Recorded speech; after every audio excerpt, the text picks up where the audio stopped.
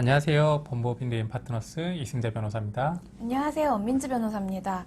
해외에서 억대 원정 도박을 한 혐의를 받는 양현석 전 YG 엔터테인먼트 대표 프로듀서가 법정에서 자신의 혐의를 모두 인정했습니다.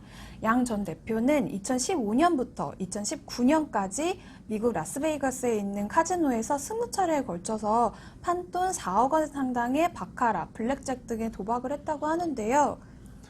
당초 검찰은 이들을 약식 기소하였는데 법원이 직권으로 서면 심리만으로 판단하기에는 부적절하다고 보고 정식 재판에 회부하게 되었습니다.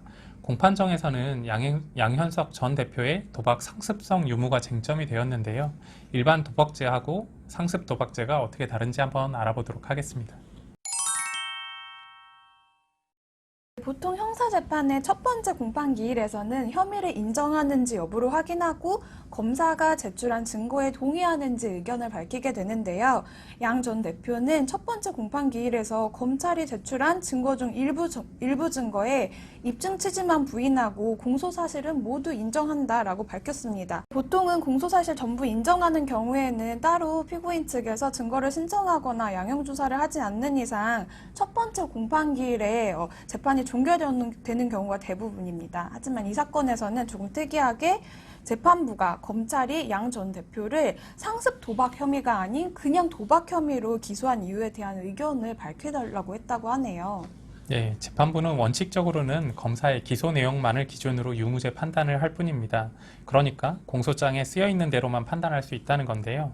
그런데 다른 사건과 비교해서 기소 내용에 통상의 경우와 달리 의문이 남는 점이 있다면 그 취지를 밝히라는 성명 요청을 하기도 합니다. 형사재판에서 재판부는 실체적 진실을 밝힐 필요가 있기 때문입니다. 재판부는 첫 번째 공판기일에 그 사건의 모든 사건 기록을 다 볼 수 있는 것은 아닙니다. 증거조사를 거쳐서 피고인이 동의한 증거만을 볼 수 있는데요.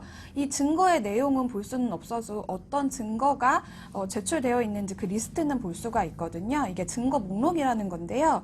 사실 단순 도박 이용자의 경우라면 재판 자체를 받는 경우도 잘 많이 없고 기록의 양도 한 100페이지, 200페이지 정도로 굉장히 얇습니다. 근데 양 전 대표 사건의 같은 경우에는 4억여 원 정도라고는 하지만 증거 기록 자체가 엄청나게 방대한데 단순 도박죄로 기소된 것에 대해서 경위를 밝힐 필요가 있다라고 판단을 했다고 하는데요.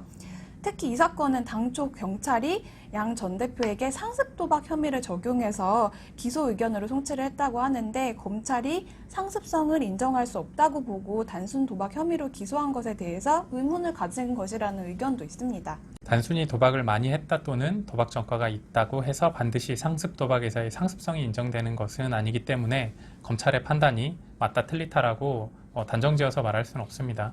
법원은 상습성을 판단함에 있어서는 행위자의 연령, 성격, 직업, 환경, 전과, 범행의 동기, 수단과 방법 등 여러 가지 재반 사정을 종합해서 판단하고 있기 때문입니다.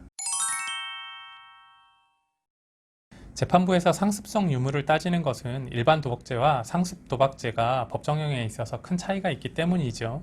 네, 일반 도박죄는 1천만 원 이하의 벌금에 처한다라고 규정되어 있는 반면에 상습 도박죄 같은 경우는 3년 이하의 징역 또는 2천만 원 이하의 벌금에 처할 수 있다고 하기 때문에 사실 처단형 자체가 굉장히 많이 달라지게 됩니다. 네, 지금까지 양 전 대표의 사례를 통해서 도박과 상습 도박죄에 대해서 알아봤습니다. 궁금한 점이 있으시면 댓글 부탁드리겠습니다. 감사합니다.